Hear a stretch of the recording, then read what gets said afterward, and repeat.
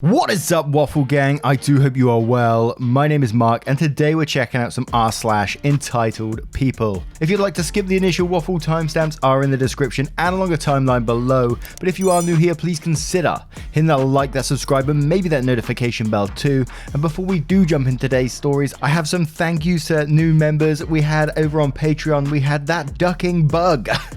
We also on YouTube had a join from, and I'm sorry, I'm gonna get this completely wrong. I did try to find the pronunciation, but Maikian Bredkiai. I am sorry, I tried. And thank you from Rebecca Ben Abraham for the rejoin, and Tag and Corner as well for the rejoin. Thank you so much for your love, support, and time. And I'm sorry once again, Maikian. I'm so sorry. Much love, guys. Now this first story comes from You Know Who 2016. Entitled Airline Passenger Takes a Ride on the Luggage Carousel. I used to fly for work a lot. I have so many entitled people stories, it stops surprising me to run into the behaviour. This is one such story. Cast me, myself and I equals me. EP entitled person. Crowd equals random group of people I don't know. Every single person that has flown also knows about the ridiculousness that happens while trying to pick up their checked luggage at the baggage claim. While people cannot just stand back a few feet and then walk up and get their luggage when they see it, so everyone can easily get their luggage. I have no idea, but I digress. While waiting in the baggage claim area, there was a sudden mad rush of people crowding up to the carousel. Now, I'm not sure if the airport decided to dump 14 or 15 different flights of luggage at the same baggage claim, but there were way more people crowding around the carousel than there should be. To not get edged out, I walked up to the edge and waited for my luggage. As more and more people piled up around the claim, it was around 6 or 7 people deep, all the way around the rather large carousel. The belt finally starts moving and I instantly hear a commotion behind me, but I ignore it. At first. After all, we're all doing the same song and dance. Is that my bag? Nope. Wait, is that my bag? No. Oh no, that one? No. Behind me I hear a random assortment of crowd saying, "Hey! Ouch! What a..." and the crowd using cuss words and saying, "Quit it." You get the point. Apparently, some guy thought he was entitled to forcefully push his way through the crowd to get up to the belt. This individual literally knocked me over into the people beside me, pushes me backwards and stands in the 6 inches of space he makes in front of me. I thought he must see his bag or something. Nope, he just wanted to be up front. I said, "Excuse me?"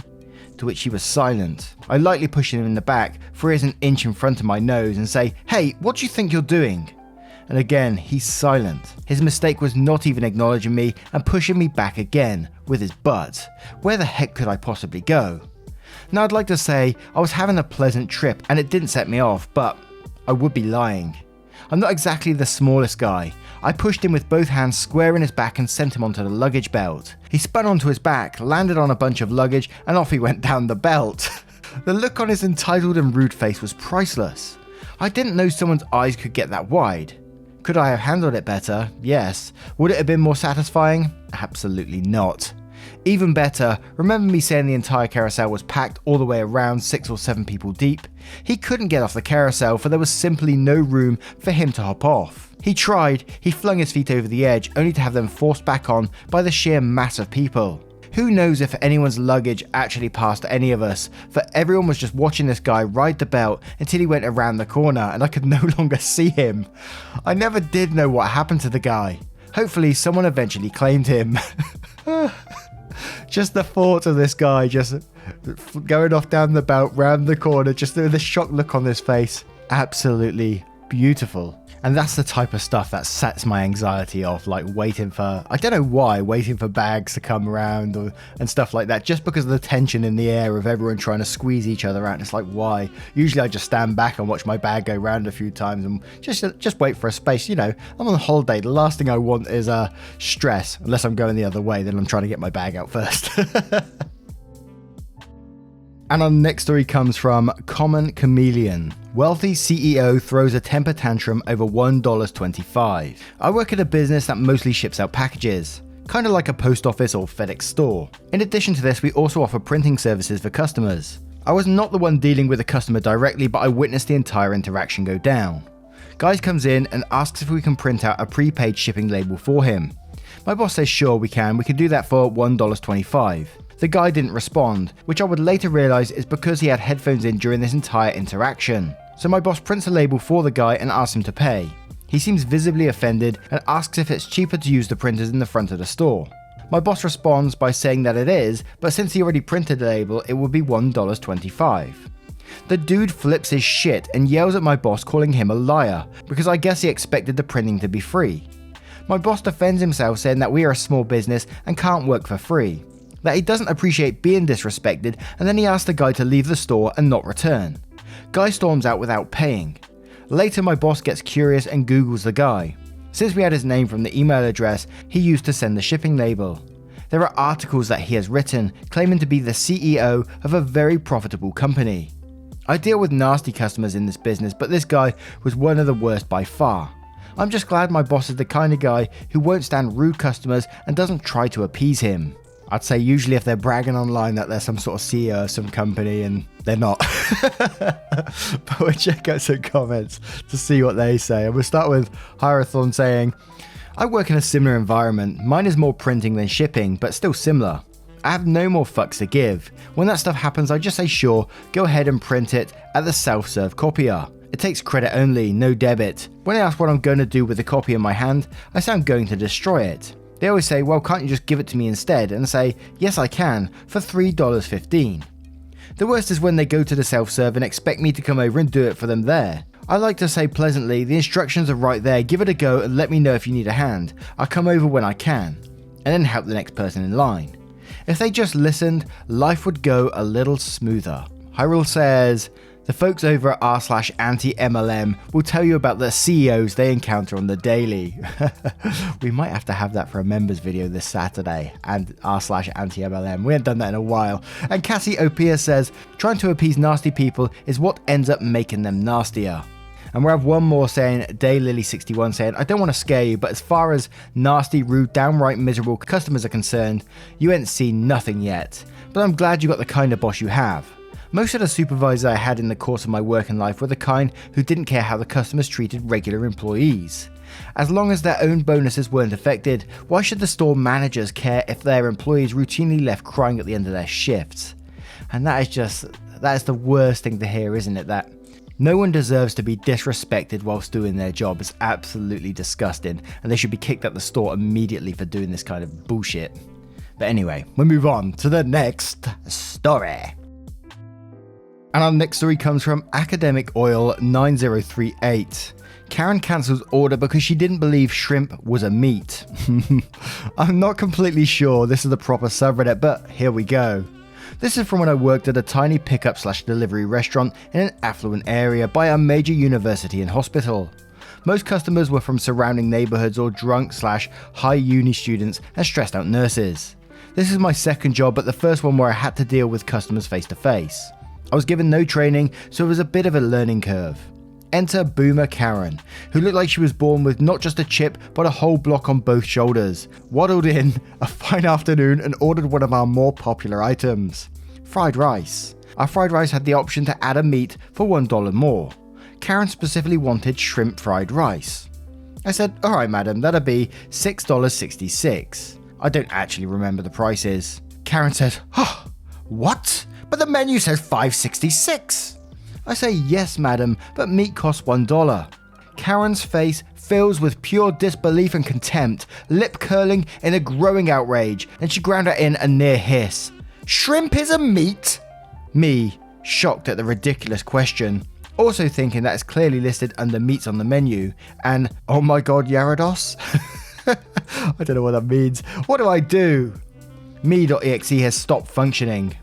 Yes madam, meat is when you partake of living creature's flesh, and it used to be a little animal swimming around in the ocean. And I wiggle my hand to emphasize without thinking because brain is now broken. Karen's eyes grow big with indignation. I brace for yelling. I had enough of entitled relatives to recognize the signs. Why am I here alone? This sucks.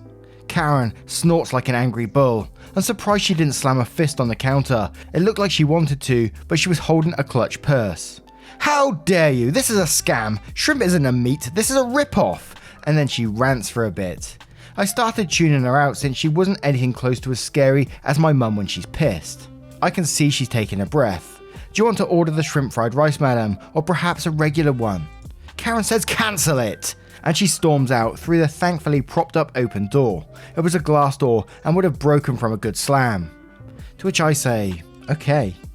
Fortunately, she never returned, and the shift manager, when he returned from a delivery, thought it was hilarious. Now, usually with these kind of stories, I'm like on the edge of belief because it's just so crazy. But I've got to say, I've encountered something very, very similar when I used to do the market research and we was there testing a product. It was a frozen product that had like meat and vegetables, and it's like you can just basically chuck it into a frying pan and have yourself a meal within 5 minutes. It was a new thing that was going on at the time. And I remember I'm not going to go into too many details because I'm not sure if you'll believe me, but there was this person this person came in to test this product, and they went absolutely mental about the product. It was like a chicken and vegetable stir fry kind of mix that you fry and blah blah blah. But she refused to believe it was real chicken. There was no way it could be real chicken because you've frozen it and you can't freeze chicken. And it was like, yeah, I can't even explain the absolute madness. I was much like this person in this story, just sort of stood there like, my brain has stopped working. What the fuck you doing? Eventually she stormed out absolutely in shock, sent a massive email to our company, the managers of our company, and was going crazy about it. But yeah, if you're ever interested, I'll tell you the full story, but brace yourself.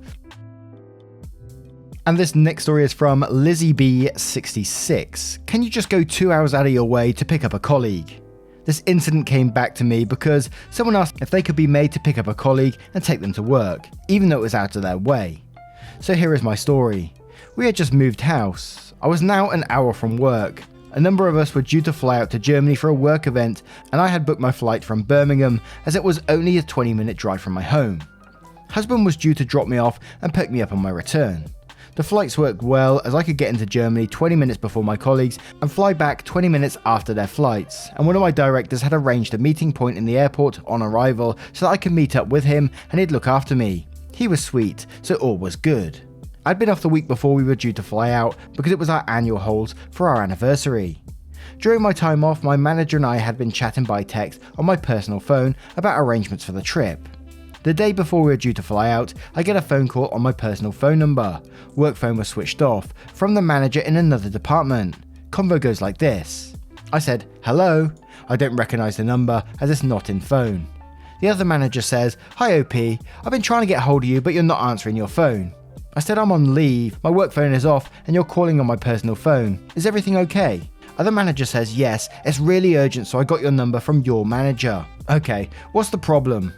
Well, colleague K, who works for other manager, is going on a trip tomorrow and you're supposed to be picking her up from home and taking her to the airport, but you haven't confirmed.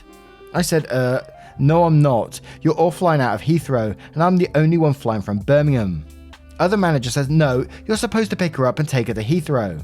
Again, I said, no, my tickets were booked by HR to fly from Birmingham. Colleague X, who was arranging the trip, agreed that. They were booked a month ago. The other manager says, no, colleague K spoke to you and you're taking her to Heathrow and she doesn't drive. I said, no, I've not spoken to her. My phone has been off for the past week whilst I've been on holiday. My out of office is on for my email and I'm still flying from Birmingham. You'll have to make other arrangements. The other manager then says, well, how is she going to get to the airport? I said, I don't know. You're her manager. Why don't you take her as you are going too? He says, but I live an hour away from her in the wrong direction. Then I say, so do I. What? You don't live in City? No, we moved 2 years ago. I live in City X, which is why I'm flying from Birmingham. The other manager says, well, I don't know what we're going to do. Then I say, well, she'll have to take the train. He carried on this vein until my husband, who's been listening to this with increasing disbelief, shouted loudly, our table's ready, are you coming? We were actually in our front room, and stopped the call. Outcome, I text my boss with the gist of the call, and she said there had been some hullabaloo earlier in the week when other manager found that colleague K hadn't sorted out how she would get to the airport and suggested she ask me. Not realising I lived nowhere near her, for a lift. My boss had said that wouldn't work as I wasn't flying from the same airport, but they brushed her off. Boss was at work when I texted her after the call, and she said that she sat there watching the fallout. Colleague K has lied about calling, knowing I had moved and lived nowhere near her now, thinking that if she left it until last minute, I'd have to agree because previously I'd refused to give her lifts as even before we moved. She lived nowhere near my home. She was often after a lift or a lift in, and we didn't work the same times or live in the same place. In the end, the colleague Kay's husband had to take time off work to take her to the airport and pick her up, and why had he not agreed to do that before? Apparently, he didn't want to use his leave up with something that wasn't related to his work, even though work paid the mileage and they were flying out at 7 AM in the morning and coming back at 9 PM, and he worked 9 to 5.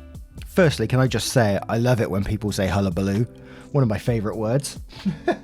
But I think if I was put in that situation, that other manager was phoning me, I would have been much more blunt than that. I love it when people, dig themselves their own little holes. And I know it was mainly Kay's fault for what Kay was doing in this situation and basically left it to the last minute or whatever and lied about calling. But it sounded like the other manager was very, very entitled the way they said, well, what are we going to do? And I'd be like, that's a you problem, not a me problem, my friend. Goodbye. And hang up. That's simple for me. But what would you do in that situation if you had a colleague phone you up like that? Would you try and keep the peace in some way or try to find a solution, or would you be more blunt about it as well? Love to know your thoughts on that one. And our next story is from CuriousCat0070. People like this should not pass on their genes. This happened some years ago. I knew the guy in passing, but he became a legend in the organisation. I call him Heebie-Jeebie because that's the feeling he inspired in people. Heebie-Jeebie worked in the company in a clerical position before coming to our office. In spite of several of his superiors saying he was not suitable, he was promoted. Heebie-Jeebie began to build the foundation of his legend when he went to training for the position and would excuse himself from class after about 15 minutes and never come back. After class was over, he'd be found sleeping in the hallway. Still, he managed to pass. This put him on a customary 2-year probationary status, where he should have minded his P's and Q's for a little while at least. This promotion should have been a great accomplishment for him, but Heebie-Jeebie's notable achievements. He would not show up to work every Monday and Friday. He dressed like he was heading to the beach to surf, board shorts, shell necklaces, tank top. He could not follow basic directions to get him from place to place or even accomplish any task. One example, he was told to look up a window for some work so that no one would get hurt. His eyes never left the ground and the conversation went something like this. No, you need to look up at the window, not at your feet. I know. You don't know because you're still looking at your feet. He would leave quietly in the middle of jobs and could not be reached. This was in addition to his not showing up Monday or Friday. He would sleep under his desk for a few hours a day. At first, people thought he was working on his computer, but when his feet were still poking out from under the desk after a few hours, they realised he was sleeping. Heebie-Jeebie stalked at least a dozen women in the office. One of them was the woman who was the second in charge of the office, who was at least 20 years older than him. One woman told me that he gave her the Heebie-Jeebies, hence the name. He would just follow them around and never say anything. When he was confronted, he would scurry off. One woman would always see him when he came out of the bathroom. Oh God. The final straw came with the head of the office. The big bosses always say that they have an open door policy, but nobody in their right mind takes them up on it. Well, in walks Heebie-Jeebie, who sits in and puts his feet up on the big boss's desk. I might not have believed it, but I was friends with the big boss's secretary, who couldn't believe what she was seeing. The big boss at the time was known to be a fairly patient man, so he asked Heebie-Jeebie what he wanted. Heebie-Jeebie had questions about a project and Big Boss asked if he had spoken to his direct supervisor. Heebie-Jeebie said his supervisor was worthless, so he came here. Everything the Big Boss suggested, Heebie-Jeebie would respond with something like, nah, that's stupid. Heebie-Jeebie left and the Big Boss called his supervisor. Get your ass in here right now. What is wrong with Heebie-Jeebie? Poof. Heebie-Jeebie was gone the next day. Now, I'm surprised Heebie-Jeebie lasted as long as he did in that situation. And I love it when stories remind me of past experiences. My third job was in like a warehouse environment, and I was doing like picking, packing, and, driving a forklift, various warehouse duties. Wasn't the most exciting job, but gave me a lot of, valuable experience that I still have to these days, like dealing with customers and various things like that. I love every job that I've had because it's always been a completely different experience and it's given me a wide range of skills. Anyway, I'm going off track here. But this particular job, at certain parts, like in the summer, we'd have like so many orders that we'd hire in like temporary staff. So you'd have you'd request temporary staff through your manager and they'd come in the next day. And you'd get random ones. It was rarely you got the same one every single day. And if you did, then you would request that specific person. But usually you'd find these people to be like people in uni who's just looking for a little bit of extra money. So they wouldn't last very long before they moved on. And there's two that really jumps out to my head. I'm not being rude, but you can see that they were just lazy arseholes basically. From the very get-go, they tried to shirk duties and disappear in the warehouse somewhere. And there's this one particular one that I remember, and he just disappeared one day. And I was like, where the hell are you? He was meant to be packaging up this sofa at the time, and I was walking around the warehouse looking for this guy, and I could hear snoring, and I couldn't work out where it was coming from. You know, we had racking in the warehouse and loads of different aisles, and I think the racking was like 4 bays deep, so it was really tall and stuff. And eventually I found this guy on the second row, like the second height in the racking, and he had built himself a little hut on top of this pallet. He'd taken a sofa, a brand new sofa apart that was going to a customer, built pillows, like a little pillow fort, which I was quite impressed with, to be quite honest. And I was just in disbelief. My mouth was open. I had to go to my boss in here. I couldn't, and I had to say, come and have a look at this. And my boss went mental and said, what the bloody hell are you doing? Pulled the pillows off. This guy was like, sorry, I was just really tired and needed to sleep. I was up late last night. Apparently he was out drinking. Again, you're just in disbelief about this. And you think, even as a temporary worker, how do you get away with shit like this and still keep your job? You know, it's like, and don't get me wrong, not all temporary workers. I've made some great friends from temporary workers. Absolutely fantastic. But this one always jumps out in my head. Now, what do you guys make of today's Entitled People stories? Did you enjoy them? Let me know in the comments below. I always love to see your comments. It means the absolute world to me. If you want to support the channel further, you absolutely can by clicking that join button down below for YouTube, or clicking the link in the description for Patreon and joining up there. I think off the back of this video, I'm going to be covering r/anti-MLM this Saturday for a members video if you want to get involved. Once again, thank you for your love, your support, and your time, and I will see you cheeky so-and-so, in the next one. Take care, guys. Much love.